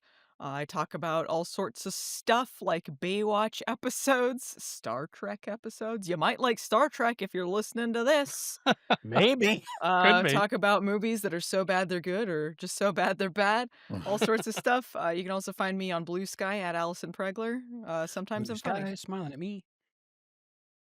That's it. Chris, are you on Blue Sky yet? I can't Nope. tag you. What's Nope, up? I'm not. John Irons, where can people find you? That's a no. Quick pivot. You can find me on the Infinite Potato Alliance podcast network. The Infinite Potato Alliance. That we have our own Star Trek show, that's Trek-podcast. I am moonlighting, day tripping, cheating in the parlance with other Star Trek shows. Who's cheating on who? Whatever. You're Polly I Potter. clearly I'm a huge fan of Star Trek, so I want to talk about it as much as possible with everyone who wants to talk about it with me. But that show is not my show. My actual podcast is Captain Game Show. It is a trivia and wordplay podcast game show. Chris is on there often. Allison's been on there once. Albie, I love you. I promise. It's coming soon. Soon. At this point, I think it's too late. It's never Just too like late, the rest man. of things in my life. No, It's man. just too late. If It's all passed me by. if this episode has taught us anything, that it's never too late. We can always there's another path we can always take. It's gonna happen. It's already happened. You just aren't aware of it yet. CaptainGameShow.com. You can listen to every episode. Yeah, infinite-potato.com. You can Cool. find all of our shows there, including other shows that Chris is on. Chris will What'd be he on say? there. He is always on. Chris, you got a plug? I think you got a plug. You've been doing some other shows. You've been moonlighting too, right? Yeah, as a matter of fact, I'll be doing another edition later tonight. I am part of an actual play podcast that is on the Infinite Potato Alliance called Unspeakable. It is a podcast that is set in the Call of Cthulhu role-playing game, and we are currently solving a mystery in the Eldritch worlds of H.P. Lovecraft. So John has been editing that. So John, you I- tell me, is this show any good? Yeah, it's good. I'm editing it, obviously. Well, there you go. You have it from the mouth of the beautiful John Irons. Everybody, Awesome. download and listen to Unspeakable Cthulhu, Call of Cthulhu podcast. It is. Just let me finish the thought. Okay. The host of Call of Cthulhu of Unspeakable is our very own cadet, Rick Tatro. So Rick is a Wow. very talented GM, Awesome. and we're having a lot of fun over there. So check it out. Check it out at infinitepotatoalliance.com, or I don't know, or just Infinite-Potato. infinite-potato Mhm. alliance.com. You can find the QR code and all that. Not QR, the RSS feed and stuff like that over there. And speaking of editing, if you or someone you know is starting or has a podcast or YouTube channel and needs some help with editing, check out my company, reductivearts.com. You Go won't over be there. sorry. And we'll get you a package that fits your budget and what you need. So infinitepotatoalliance.com/DVD deep dive podcast, Reductive Arts, movie nights, and for Trek-Sploration, I'm Albie. I'm Chris. I'm John. I'm Allison. And we'll see you next time.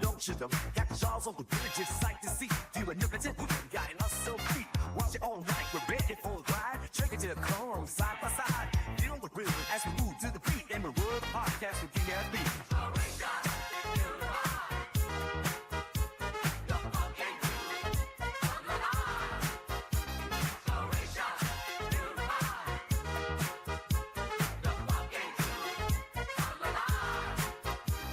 Sideways flowing, we set the stage. This is Albie Williams from every age. Captain Charles, get ready to the cosmic tide. Get our limited look. Tight to ride.